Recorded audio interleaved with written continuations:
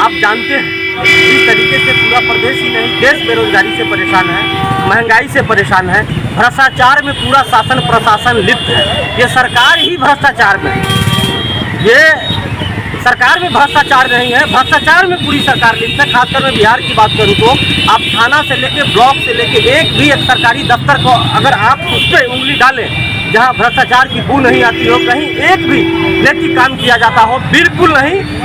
पैसे के दम पे अनैतिक काम किए जा रहे हैं। दुख इस बात का है जो लोग उसमें लिप्त है उस पर कोई कार्रवाई नहीं होती है। विपक्ष के द्वारा, हमारे पार्टी के द्वारा, पार्टी नेताओं के द्वारा आवाज़ उठाया जाता है, उस पर कोई अमल नहीं होता है। एक होता है विपक्ष का कर्तव्य है किसी चीज़ को लेकर आवाज़ उठाना, मुद्दे के लिए आवाज़ उठाना, भ्रष्टाचार के खिलाफ आवाज़ उठाना।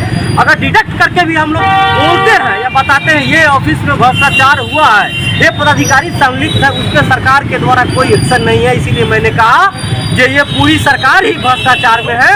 और अभी के दौर में आम आवाम का काम होना, खासकर नौजवानों का जो दोहरा मार है, एक भ्रष्टाचार और दूसरा बेरोजगारी, इससे ये सहन कर पाना बहुत मुश्किल हो गया है।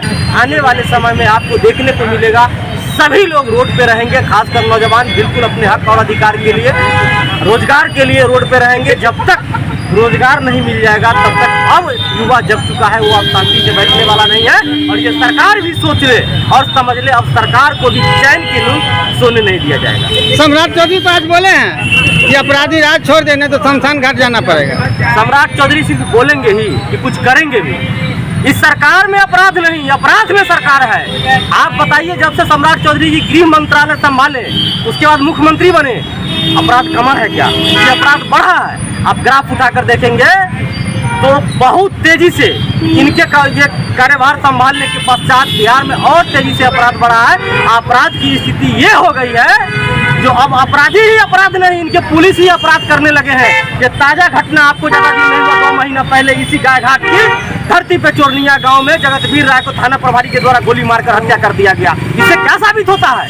इससे यही साबित और स्पष्ट हो रहा है, गृह मंत्री वही ना थे उस समय बिहार के, ये इनके शासन प्रशासन के द्वारा अपराधियों का बढ़ावा ही नहीं दिया जा रहा है, अपराध करने का कुकृत्य किया जा रहा है, जो अब जनता जान गई है। और बहुत जल्द बिहार में आपको बहुत बड़ा आंदोलन का रूपरेखा जो हमको बनते हुए दिखाई दे रहा है, वो सड़कों पे नजर आएगा। अरे हम हरा गमछा वाले को सम्राट चौधरी खोज रहे हैं, सीसीटीवी कैमरा से निगरानी कर रहे हैं। हरा गमछा के ऊपर सम्राट चौधरी जी हैं जो आज बिहार के मुख्यमंत्री हैं। सिद्धांत तो इनके पास था नहीं, नीति तो इनके पास था नहीं, अवसर के हिसाब से पाला बदल के आज भारतीय जनता पार्टी में जाकर वो मुख्यमंत्री के कुर्सी पे बने हैं। लेकिन उनकी मैन्युफैक्चरिंग कहाँ से हुई? पॉलिटिकल मैन्युफैक्चरिंग उनका राष्ट्रीय जनता दल से हुआ था। यही हरा गमछा और हरियाली का जो प्रतीक है, हरा गमछा, यहीं से उनकी उपज है जो आज उसी हरियाली को खत्म करने चले हैं, उसी डाल को काटने चले हैं जहाँ ये बैठे हुए थे। ये समझ से पड़े हैं, इनका सोच भी है, वो आम आवाम के समझ से भी पड़े हैं। अच्छा, तैयारी 4 के लेके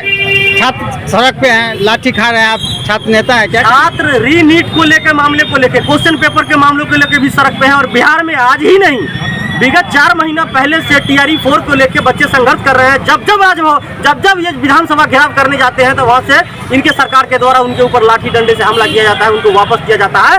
लेकिन मैं धन्यवाद देता हूँ उन तमाम छात्र छात्राओं को जो अपने हक और अधिकार के लिए लंबे समय से संघर्ष कर रहे हैं और सड़कों पे रहे हैं। उनके समर्थन में मुजफ्फरपुर जिले के भी तमाम छात्र नौजवान खड़े हैं। जब तक टीआरई 4 ये सरकार कराएगी नहीं तब तक वो लोग संघर्ष से पीछे नहीं हटेंगे, अपने आंदोलन को विराम नहीं देंगे। जी, बच्चा सर। चंदन यादव, छात्र नेता।